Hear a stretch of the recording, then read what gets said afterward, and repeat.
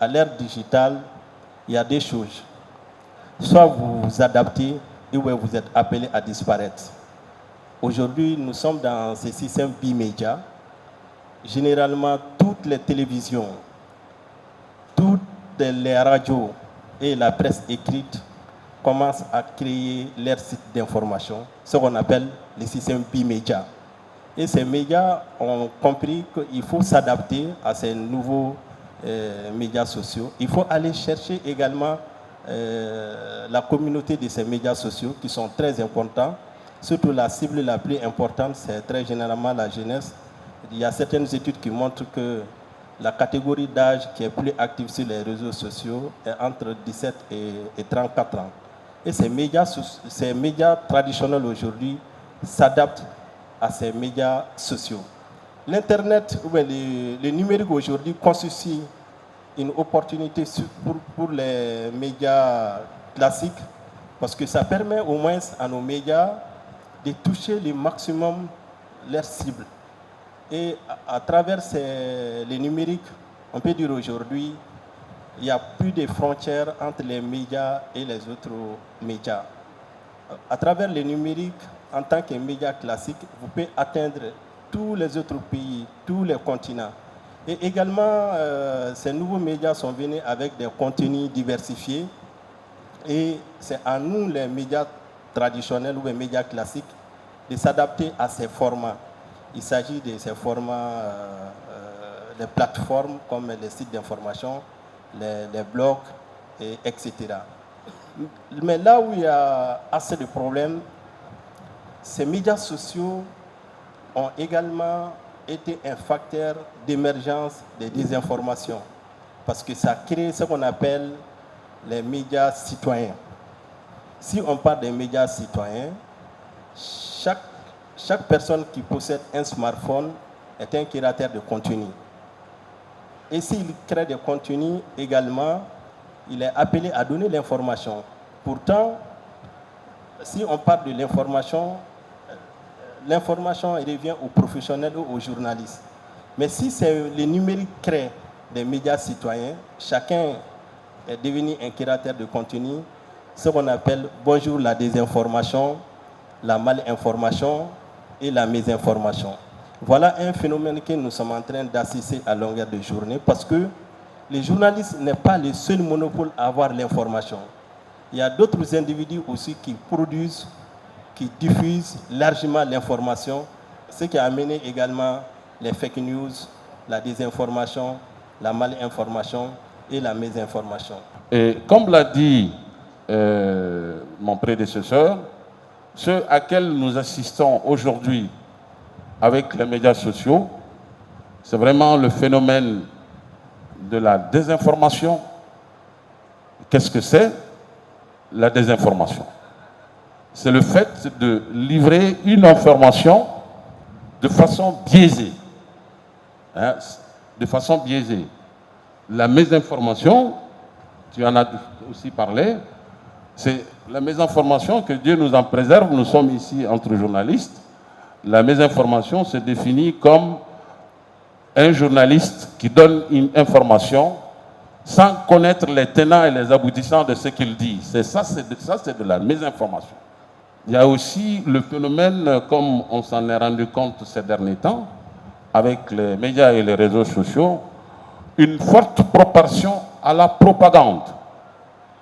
Tous les gouvernements utilisent cette propagande-là et c'est à nous, journalistes, de faire extrêmement attention, de savoir, et c'est notre rôle et notre responsabilité, de revenir aux fondamentaux du journalisme. Je m'adresse spécifiquement au directeur de publication que je vois ici, pour leur dire que l'interpellation s'adresse spécifiquement à eux, parce que comme je l'ai dit partout, c'est que en fait, la presse écrite est une presse d'élite.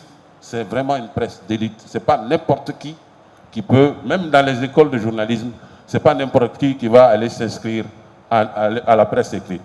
Donc c'est d'autant plus important pour nous que de rappeler aux journalistes que c'est vraiment, ils sont dans un rôle extrêmement important, dans une profession d'élite, et que les défis qui nous interpellent aujourd'hui ne doivent pas nous permettre de succomber à ce qu'on voit dans les réseaux et les médias sociaux. Le thème est d'actualité, mais le thème répond à l'ère du temps. Le journalisme a l'épreuve des réseaux sociaux et du digital. Soyons courageux, soyons honnêtes. Cela fait 30 ans au Mali que le journaliste est toujours à l'ère du temps. Je me rappelle très jeune, et je parle sous le contrôle de mon jeune frère et président Bandjougou Danté, on avait dit que le journalisme était à l'épreuve des radios libres. Qui était journaliste, qui était animateur, qui avait les rudiments. Ce défi était énorme. Le combat fut rude entre nos doyens qui sont les Tambouras et la jeune génération qui arrivait sur ces médias par passion, mais non outillée. Il y a eu un véritable combat pour pouvoir les doter de rudiments. Ceux qui voulaient se mettre à jour, attraper ce nouveau train, ont pu le faire. Ceux qui n'ont pas pu sont tombés en chemin et sont allés faire autre chose. On ne peut pas échapper aux nouvelles technologies et à leurs corollaires de médias qui vont se créer. Aujourd'hui, on n'est plus, Bandjougou Danté, à l'ère des journalistes radio privés ou des animateurs radio privés. On est à autre chose, c'est que chaque citoyen est devenu journaliste. J'ai dit, nous avons pratiquement, au Mali, ne nous voilons pas la face, presque 5 millions de journalistes. Je l'ai dit au premier salon des médias.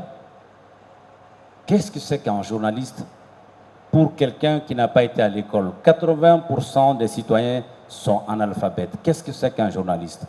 C'est quelqu'un qui donne les nouvelles. Comment, pourquoi, pour qui? L'auditoire n'en a rien à cirer parce qu'ils ne comprennent absolument rien en cela. Et aujourd'hui, je dis pourquoi il y a 5 millions de journalistes, c'est que n'importe qui avec un smartphone et 200 francs de forfait peut se transformer en média, donner des informations sans contrôle, sans justification et sans motivation à l'attention de tout le peuple et même du monde entier. Alors on a une autre forme de journalisme qui est plus dangereux que les journalistes de radio qui avaient un spectre de diffusion limité. Donc nous avons encore une autre race de journalistes, cette fois-ci qui n'appartient ni à une fêtière de presse, ni à une organisation de presse, encore moins même connus des journalistes dits de radio. Alors ces journalistes, comment on va les canaliser? Qui va les canaliser? Où est-ce qu'on va les canaliser? Parce que chacun de son smartphone à la maison se transforme en journaliste, donne de l'information, veut donner des scoops. Voilà aujourd'hui ce à quoi on fait face. Chacun doit avoir un rôle. Les anciens ne doivent pas perdre de courage à éduquer, sensibiliser, conscientiser face au danger de l'information. On ne parle plus de déontologie, on parle de danger de l'information. Les tenants et les aboutissants d'une information et non la vérification ou la véracité. Donc le travail est que les seniors doivent continuer ce travail de pédagogie pour expliquer le travail d'un journaliste, mais pour les nuls. Et la deuxième génération que sommes-nous devront être des pionniers. Cette nouvelle génération de journalistes doivent être encadrés, doivent être aidés et doivent être accompagnés parce qu'ils y gagnent leur vie. Hein. Ce qu'on appelle les vidéomans, les activistes, ils gagnent quelque chose là-dedans. Donc quand ça devient un gagne-pain, pourquoi ne pas encadrer? Pourquoi ne pas aider à ceux qui soient professionnels? L'État doit aider les professionnels qui sont là à faire des modules, des séminaires, à aider leur association à avoir des chronos d'identification de ces journalistes de ces nouveaux journalistes, entre guillemets, qui ont 100 000 personnes, 200 000 personnes, voire 1 million de personnes qui les suivent, mais ils ne savent même pas les rubans du métier. Approchons-les, amenons-les à être beaucoup plus professionnels avec la preuve, avec l'encadrement, avec la formation. La seule solution que moi je vois pour un peu professionnaliser, amener un peu vers là-haut le niveau, c'est cela. Merci mesdames, merci messieurs.